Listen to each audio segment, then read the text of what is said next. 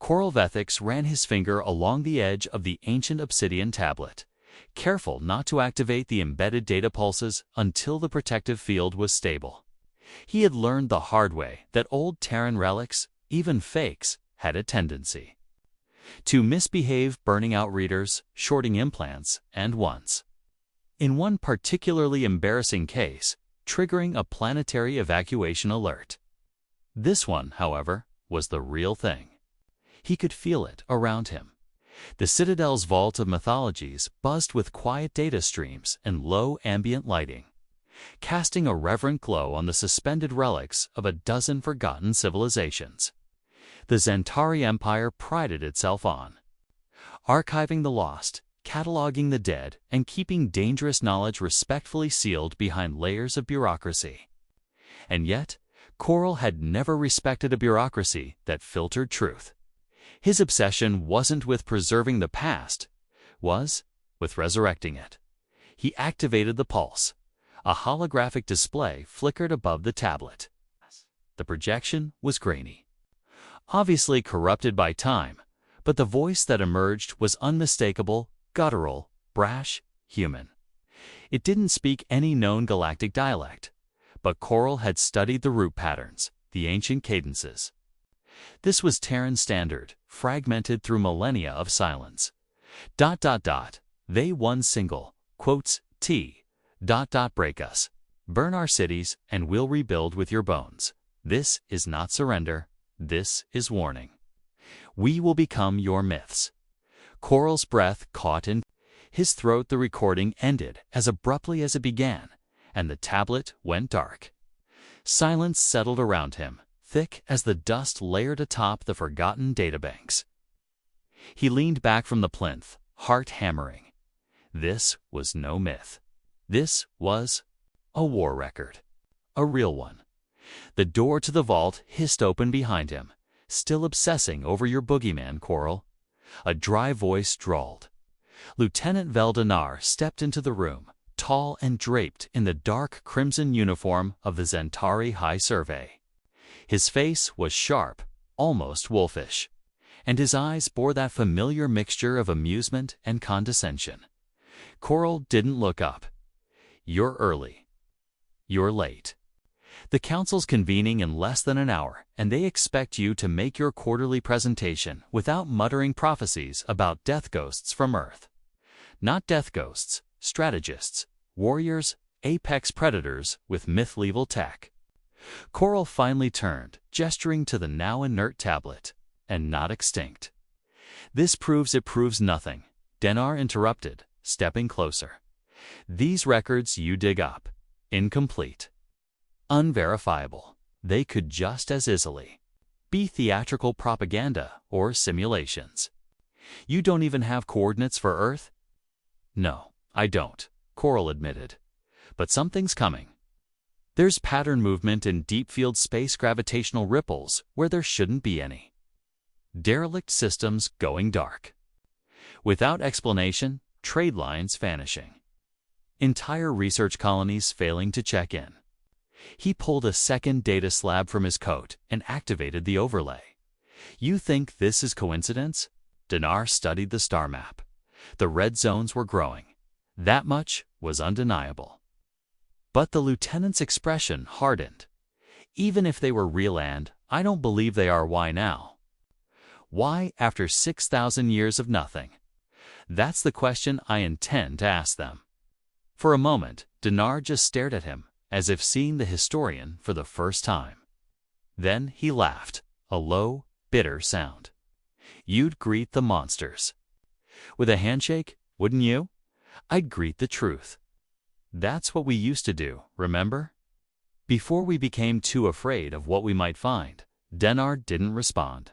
Instead, he turned on his heel. Finish your nonsense and make the presentation. Just remember, no one likes a man who screams fire in a vacuum. As the door hissed shut behind him, Korol looked back at the tablet. He knew what he'd heard. He just didn't know what it meant yet. The council chamber was cold, not physically temperature. Was meticulously regulated on the Zentari core station, but emotionally. The room was built like an amphitheater, each representative seat carved from black starstone, ascending toward the central floor where Coral now stood alone. He hated this part. Coral Vethix came the familiar voice of Counselor Thon Volume, his tone soaked in disdain. The floor recognizes your quarterly findings on myth-layer archaeology. Coral inhaled deeply and triggered the projector. A cascade of images filled the space above him-ruined colonies, charred asteroid fields orbiting husks of ships. Unclaimed by any known species, what you see are data-synchronized events from the Carthon Drift to the Elor Fringe. In the last 9 cycles, 17 outposts have vanished. 6 had planetary defenses. 3 had standing fleets. The murmurs began. The weapon signatures, unknown. The damage patterns, precise, surgical. Every AI core, erased. Every biological remnant, vaporized. No survivors, no warnings. Tharn Volume leaned forward. We've heard similar findings before. Pirates, mutiny, internal collapse. These outposts are unstable fringe holdings, except the last one, Coral interrupted. The outlier, Deep Field Relay 1-B, Coroned, heavily armed, and supported by a Dread-class battlecruiser. Contact lost 6 days ago. The murmurs sharpened. Coral stepped forward. I pulled the last microburst from the relay's beacon before it went silent. It isn't encrypted. No one knew what it meant. I do. He played the transmission, static, then a single, short audio burst. Distorted but recognizable. A low war horn, followed by 3 words in ancient Terran standard. We are returned. Dead silence. This is the language of the myths. It's the same phonetic structure found in over 24 historical war records attributed to early humanity. The same phrasing used in the Declaration of Earth Sovereignty. This is not coincidence. This is intent. The council chamber erupted, some in laughter, others in alarm.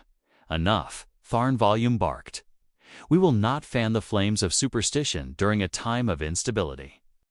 We need answers, not ghost stories. Coral's jaw tightened. Then, stop ignoring the warnings. Let me lead an expedition to the drift. I've isolated the signal's origin point. Vol narrowed his eyes. And if we find nothing, then I'll resign. Publicly, I'll burn my credentials on the council steps. It was quiet again, not out of respect, but anticipation. Very well, Volume said at last. You'll have 1 ship, 1 jump, and no reinforcements. Consider this. Your last opportunity to prove your obsession has merit. Coral nodded, already accessing the coordinates in his mind. Thank you. As he left the chamber, the words echoed in his skull. We are returned. The ship assigned to him was not a war cruiser, not even a scout corvette. 'Twas an old orbital surveyor, retrofitted with a science lab and a skeleton crew. Coral didn't care. All he needed was eyes and time. Engaging slipstream in 3. Came the voice of the pilot. A young Zentari named Pelik who clearly thought he was wasting his life. Coral stared out at the pinprick void beyond the glass. 2. A dull vibration began beneath his feet. 1. The stars elongated into streaks, then vanished. When the ship emerged from the fold, the drift was waiting dead space, thick with debris and a sickly red nebula hanging like a scar across the void. The ruins of a once populated planet hung nearby, cracked open like a broken egg. But it wasn't what Coral saw that chilled him, it was what he didn't. The stars had vanished. The pilot cursed. What the hell? Sensors were blank. No comms. No visuals beyond a limited range. And then, without warning, the stars flickered. Back on. Except they weren't stars. They were lights, dozens, maybe hundreds of them, moving, approaching. One of the crew gasped. Ships, but not Centauri. Not anything registered in the galactic databanks. These were shaped like long blades, matte black with no visible propulsion. No markings except a single symbol etched in red on the hulls, a circle, divided by 3 lines like an ancient Earth triskelion. The central comms console lit up. No. One's transmitting, the pilot whispered. They don't need to, Coral said. The voice came through anyway, deep, human, calm. This is Fleet Marshal Atreus Kane of the Terran Remnant. You've entered restricted space. Your presence is tolerated. For now, Coral stepped forward. You're real? He whispered. There was a pause, and the voice replied, almost amused. We were always real. You just forgot. The transmission ended. The ships turned in perfect formation and vanished back into the nebula. The crew stared at each other in silence. Coral smiled. He turned to the pilot. Voice quiet, certain. Send the message. Humanity has returned. And somewhere, far, beyond the edge of known space, the Forge of Earth burned quietly back to life. Admiral Joro's tech stood with his hands clasped behind his back, posture rigid, eyes locked on the central view screen as the stars slowly wheeled by. His face was stone, carved by years of command and sharpened by countless engagements. He did not fidget, did not blink unnecessarily. His officers understood that stillness was his form of control. And today, more than any other in his long career, he needed control. The vigilant expanse, pride of the Zentari High Navy's 6th Armada, cruised silently through the outer reach of the Carthan Drift, a volatile sector of collapsed colonies and long-abandoned trade lanes. To most, it was a graveyard of lost investments. To Admiral Tech, it had become a source of growing anxiety. Something was wrong out here, and he had been sent to find out what. Approaching designated coordinates. Admiral, said Commander Sarek Runn from the op station. Relay 12Bs. Last ping originated just past the dead moon ahead. No transmission since. Tech gave a curt nod. Bring us to full sensor sweep. Tactical overlays active. I want nothing hidden from us. The bridge crew moved in synchronized silence. Knew the stakes. Something had devoured an entire outpost, fortified relay station, and left no trace save for a burst of ancient human language. It could have been a prank, a distortion, a hoax. But then the silence had spread. Other colonies had gone dark. Minor trading posts. Research vessels. Now, the command fleet had been sent. Admiral Ron said slowly, We're detecting gravitational inconsistencies ahead. Microspikes, but no visible mass. Splain, Tech said. There's mass, Run corrected, his fingers dancing across the interface, but it's cloaked. Not with standard refractors. These distortions are aggressive. Primitive sensors wouldn't register them at all. Deploy active ping, Tech ordered. There was a pulse audible and deep, like a heartbeat in the void. The display blinked. Then, shapes began to appear. They didn't decloak. They simply emerged outlines sculpted in the interference patterns. Dozens, hundreds, vessels larger than any in the Zentari registry, shaped like spears plunged into the dark, utterly silent. They bore no visible weapon arrays, no identifying codes. Only a single mark painted in dull crimson on their hulls. A divided circle, ancient and defiant. The bridge was silent. Magnify, Tech said, barely more than a breath. The image sharpened. Towering warships, matte and angular, their surfaces designed to absorb rather than reflect. Some bore structural features evocative of Terran mythology winged prows, sculpted plating like segmented armor. There was nothing uniform about them, yet somehow their designs sang in brutal harmony. Commander Ron leaned forward. Those ships, ... they look like they were built to conquer, sir. Tech remained still. No, They look like they already have. Suddenly, without transmission or cue, the central view screen flickered. A symbol white against black filled the screen. The old Earth sigil, distorted by time but unmistakable. A moment later, a single line of text appeared beneath it. Translated instantly by the ship's auto-lexicon, "You lit the fires. Now face the forge." Then the screen went dead. "All batteries online. Shields raised," Tech said calmly, though his pulse had quickened.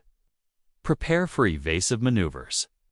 Before Ren could confirm, an impact tore through the vigilant expanse. No warning, no trajectory, no light. The forward Dreadspeaka vessel, 3 times the length of the Zentari cruiser, was gone. One moment on screen, the next, a cloud of molten debris. No energy pulse, no laser trail, just obliteration. One strike, one loss. Ren snapped his gaze to the Admiral. There was no projectile detected, no time to react. "I don't even know what hit them." "They're not testing us," Tech muttered. "They're demonstrating." A second blast echoed through the void, though no sound passed through space. The display caught the aftermath. Neighboring ships split clean down the middle, tabs spinning away in opposite directions. Even the escape pods were destroyed mid-launch. "Fall back." Now, Tech ordered. "Admiral, we can't turn fast enough, then dive." It was a risky command. Dropping into localized slipstream this close to a gravity well could rupture the hull, but staying was suicide. The bridge lights dimmed as the jump capacitors whined in protest. The remaining ships of the Armada turned and twisted through the chaos.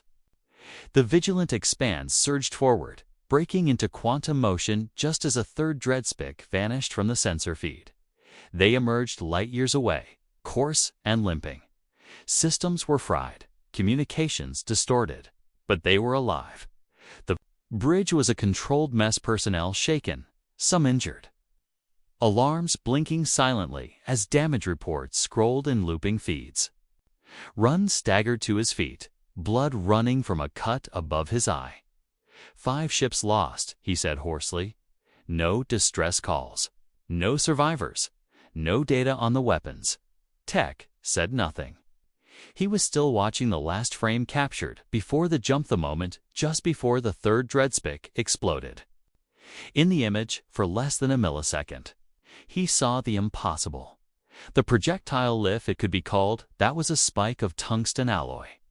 Unpainted, unpowered, launched at near relativistic speed. Kinetic warfare.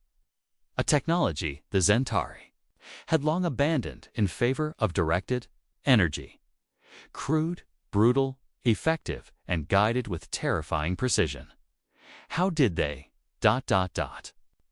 Run trailed off, reading the same data.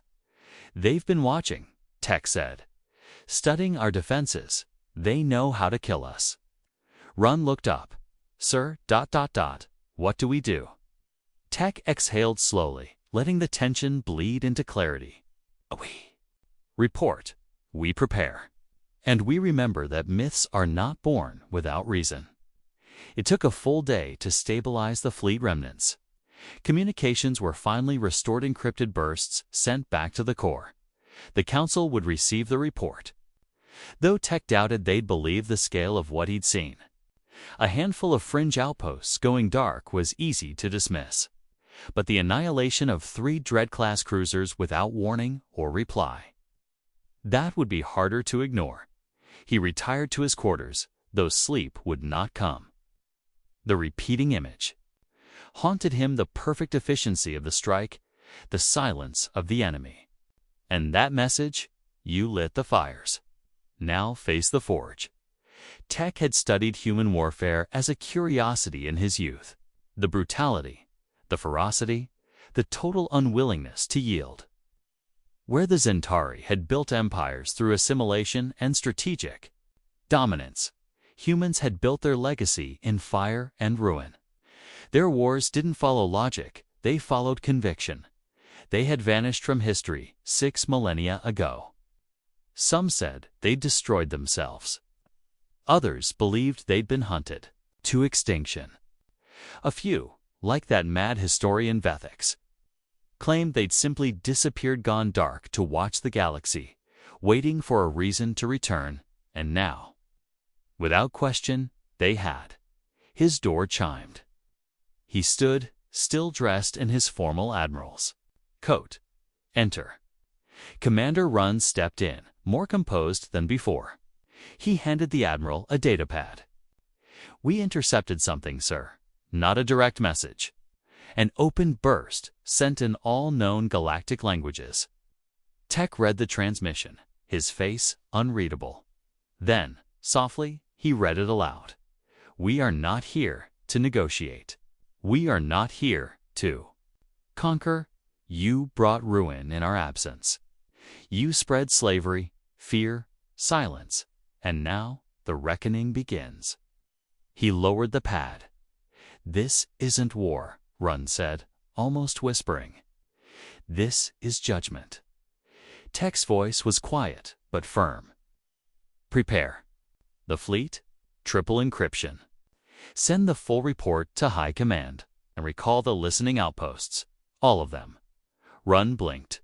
"All. That spans all of them," Tech said. "If we don't show respect now, we won't get another chance." Outside, the stars burned, cold and quiet.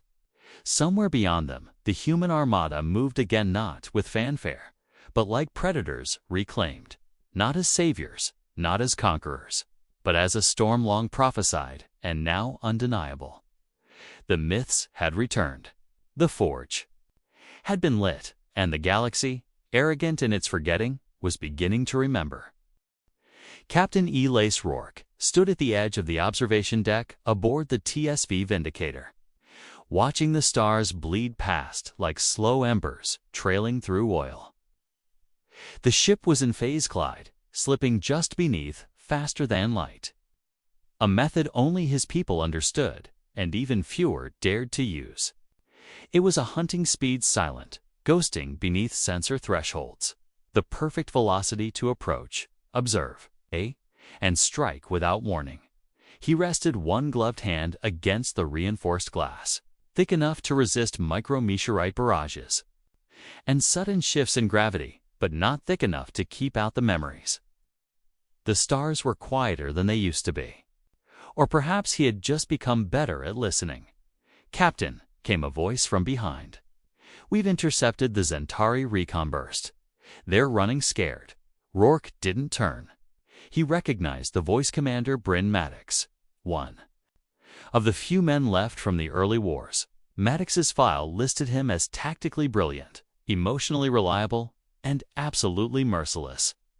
Rourke trusted him more than anyone alive. "How many ships did they lose?" he asked.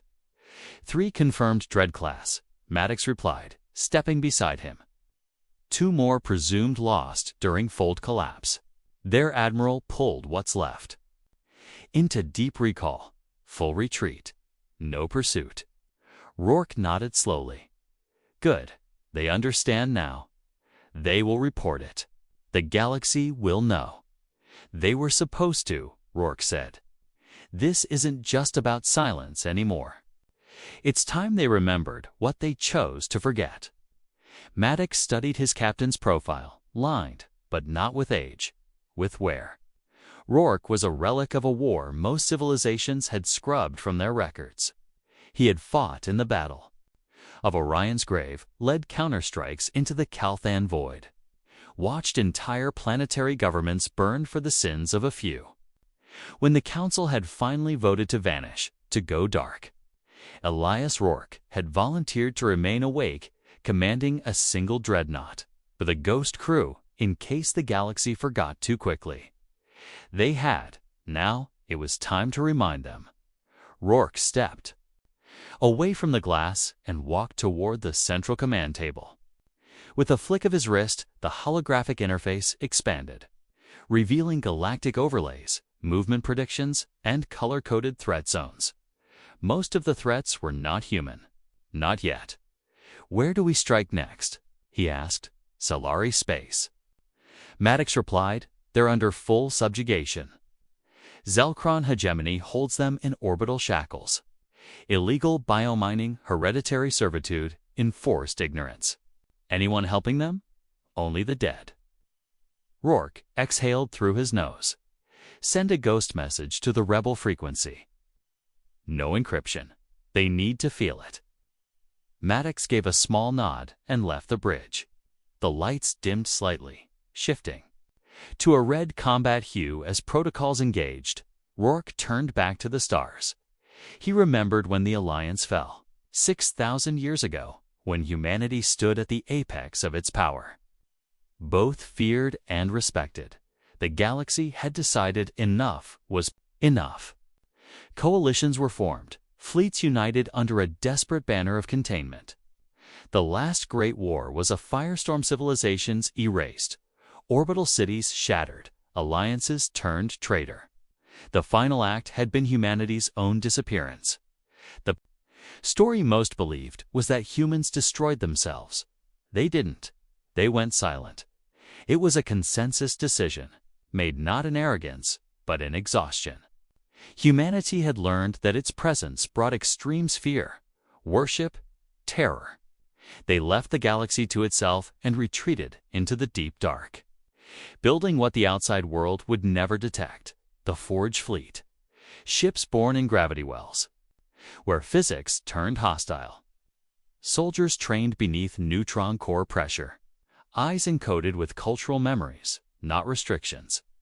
While the galaxy evolved in arrogance, humanity watched, learned, and prepared. They returned not because they were hunted, they returned because they were needed. Rourke tapped the interface. Prometheus, status of hegemony mainframe. The voice of the ship's integrated AI answered, smooth and unmistakably male. All primary Zelkron command nodes mapped. Surface defenses compromised. Local AI systems degraded to 12% efficiency. They will not see us coming. Good. He paused. Then, softer. Were we always like this? Prometheus answered after a moment. You built me to calculate probabilities, not morality. But my cultural memory bank suggests humanity was never like this. Not before they were forced to be. Rourke gave a grim smile.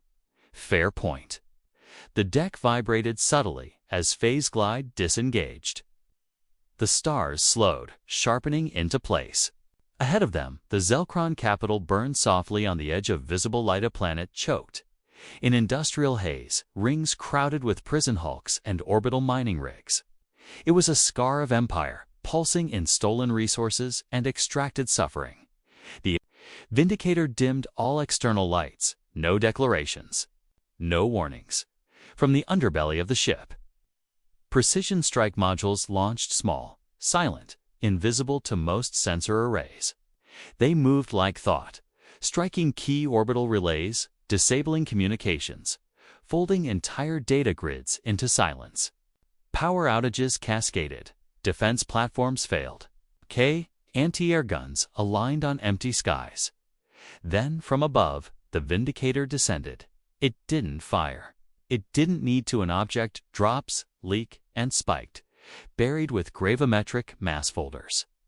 When it landed, it didn't explode. It unfolded. A message towering 3 stories high. The structure expanded into a human-shaped statue, a Terran warrior in ancient armor, holding balanced scales in one hand and a downward-pointed sword in the other. Carved at the base in every known language was a single phrase: balance must be restored. Panic spread like fire across the planet.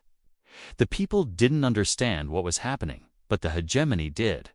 Rourke watched the feeds. They'll try to evacuate, he murmured. They already are, Maddox confirmed. Their leadership is fleeing the southern continent. Intercept only the command transports, Rourke ordered. Civilians stay untouched. It took 13 minutes for the hegemony's chain of command to collapse. Terrified of an unseen enemy, their structure buckled. Slave collars unlocked. Miners fled into the tunnels. Across the system, whispers spread. No gods, no armies. just a message. The humans had returned. Rourke stood at the center of his bridge and recorded his first open transmission in over 6 millennia. He didn't mask his face. He didn't encrypt his voice. This is Captain Elias Rourke of the Terran Remnant. We are not conquerors. We are not saviors. We are what remains of those you've buried in myth. Your empire's rot atop bones you pretend not to see. No more. He leaned forward, gaze hard as steel. We don't want your thrones. We want your silence. Broken, the message was sent across every frequency, translated into every syntax. He turned back to Prometheus. Prepare for movement. There are others like the Solari. They'll need to know they're not alone. Coordinates loaded. The AI replied, "Shall I re-engage phase glide?" "Do it." The Vindicator trembled as it vanished into the folds of space. Behind it, the Zelkran capital hung silent. No fire, no armies. Just a statue in the ash watching. Rourke walked the empty halls of the command deck later that night. Most of the crew were asleep or in tactical rotation. He preferred these hours, when the ship didn't feel like a weapon but a memory. Along the corridor walls, small lights marked the names of old ships lost in the last war. Halberd, Pyrrhic, Grace, Ghost. Of Terra, Resolute. He touched the nameplates as he passed, one finger tracing ancient letters. Each name a gravestone. He remembered the last words his father had said to him just before being assigned to the Deep List program. Don't become what they fear. Become what they regret losing. He had tried.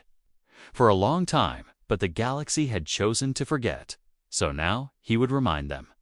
Not through war, through consequence. The fires in the distance still glowed orange against the night sky, but Varen Desk didn't flinch. He watched from the ruined arch of an old colonnade. Fingers wrapped around the edge of a cracked stone pillar, its carvings scorched smooth by plasma storms. Below him, the streets of Velkar Prime swelled with smoke and panic. The Zelkron garrisons had fallen within hours. But the aftermath, this raw chaos of liberation, was still unfamiliar to him. For most of his life, Varen had only known silence, submission, and the constant weight of unseen chains. And now, the sky had broken open, and the myths had stepped through. He hadn't seen them. Not directly, no one had. But the signs were everywhere, in the blink of a planetary cycle. The slave collars deactivated. The control towers went dark. The orbital defense grids disintegrated into orbital ash. There had been no armies, no banners, no demands. Just silence. And then freedom. The Solari people hadn't won their revolution. It had been handed to them. But Varen didn't believe in gifts. "You're late," came a voice behind him. He turned without surprise. Keth Brow, younger and leaner, with soot on his cheek and dried blood on his knuckles, stepped into view. His right hand was wrapped tight in bandages, half of it missing from the wrist down. Varen didn't ask how. Everyone had scars now. "I waited until the broadcast stopped," Varen replied. "Wanted to hear what silence felt like. They say the humans sent a message to every node on the planet." "Did you hear it?" "No." Keth sat heavily on a broken column, exhaustion seeping into his bones.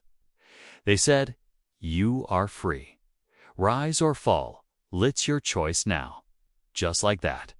Varen turned his gaze back toward the burning skyline. They didn't offer protection or aid. Just the truth. Keth snorted bitterly. Freedom's a curse if you've never had it. The others, they don't know what to do. Some are looting. Some are hiding like the Zelkrons might wake up. They won't. Varen's voice was quiet. "Certain. And how would you know?" Keth asked, studying him. Varan didn't respond immediately. He reached into his coat, pulled pulled out a small triangular Sharda fragment of a data spike he had scavenged from the ruins of a Zelkron command drone. Its surface was scorched, but beneath the soot was a symbol, a divided circle. The same sigil the old myths spoke of.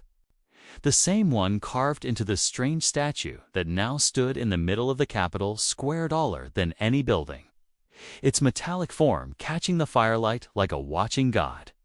"I saw one of their drones," Veron finally said. "Didn't attack. It hovered over the camp, scanned everything, and dropped a crate full of med supplies. Then it burned the barracks where the overseers lived, not the whole camp, just that one building. Then it left." Keth leaned back slowly, whistling low. "Precision justice." "No," Veron murmured. "Judgment." He closed his fist around. The shard. There had been no plea for help, no interstellar cry for aid. The Solari rebellion had barely made it past whispers. No one cared about the enslaved outer colonies. The galaxy had moved on, wrapped in bureaucracy, indifferent to blood. And yet the humans had come, because they had noticed. "Do you think they'll stay?" Keth asked. "Try to run things. They don't want to rule," Veron said. "They want the empires to understand that their time is over." Keth looked down at his ruined hand. "And if the empires don't listen?" Veron finally turned to him. "The humans will stop whispering." The wind shifted. Sirens had long gone. Quiet, replaced by the hum of atmospheric rebalancing. The sun was beginning to rise, fractured through the smoke. It painted the wreckage in gold. Movement below caught Veron's eye. Crowds had gathered in the Capitol Square. Surrounding the statue, people stared, murmured, wept. Some touched the base reverently, as if expecting a blessing. Others merely sat, too stunned to move, and then a new sound rose. Not machinery, not comes chatter. A voice, singular, male, echoing from the statue's internal speaker, projected calmly across the entire city. "This is not salvation. This is opportunity." The voice was human, deep, unapologetic. "We did not come to save you. We came because you deserved better than silence. You are free now. What comes next is yours to decide." The voice paused.